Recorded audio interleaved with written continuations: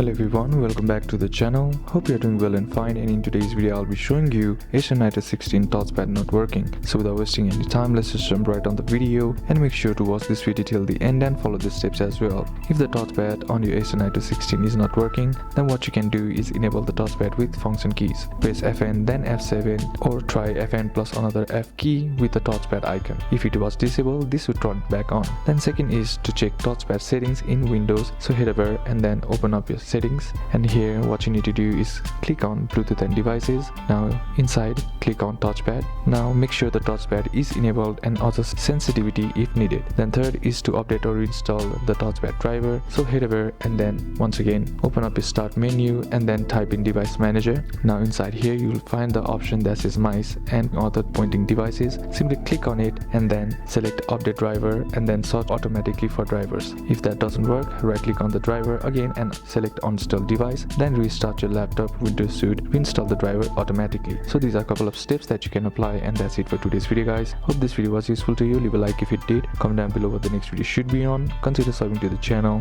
Thank you for watching. Bye bye.